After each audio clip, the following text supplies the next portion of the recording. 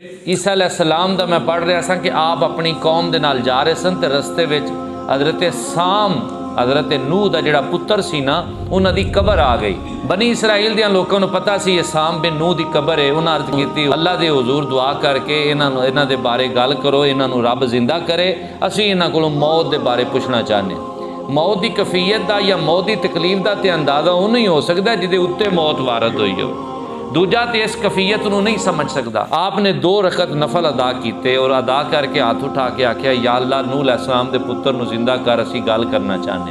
अल्लाह के नबी ईसा अलैहिस्सलाम ने जिस टाइम आरजू की तो अल्लाह पाक ने साम बिन नूह नूं जिंदा फरमा दिता। जिस टाइम नूह अलैहिस्सलाम का पुत्र वो पुत्र भी वो जिहड़ा अल्लाह के नबी नूह अलैहिस्सलाम का फरमा बरदार। जिस टाइम हज़रत साम बिन नूह जिंदा होए ना तो कपड़े झाड़ दे जिस टाइम सामने आए ना जनाबे ईसा अलैहिस्सलाम दे ते बनी इसराइल दे ते अल्लाह के नबी ईसा अलैहिस्सलाम ने वेख्या कि साम की दाढ़ी भी चिट्टी है तो सिर के वाल भी चिट्टे ते फरमाया साम बिन नूह यह जड़ा तेरे ते चिट्टियाई आई है दाढ़ी दी ते सिर के वालों की ये तुहाडे ज़माने में तो वाल एडे चिट्टे को नहीं छण होंदे सी। फरमाया फिर चिट्टियाई आई किवें में ते हज़रत साम बिन नूह ने फरमाया जिस टाइम मैनूं आवाज़ आई है साम उठ तां ये आवाज़ सुन के मैं समझिया क्यामत आ गई है।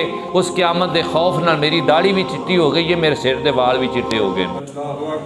जिस टाइम हज़रत साम बिन नूह ने गल की तो अगली गल आपने हज़रत ईसा अलैहिस्सलाम ने फरमाया साम बिन नूह दस तेनू कितना अरसा हो गया है तेनू फौत होया। तो हज़रत साम बिन नूह आंदे ने मैनू 4000 साल हो गए ने, लेकिन ए अल्लाह के नबी ईसा मैं तुहानू दसना चाहना अजे तक मैनू मौत की तकलीफ नहीं।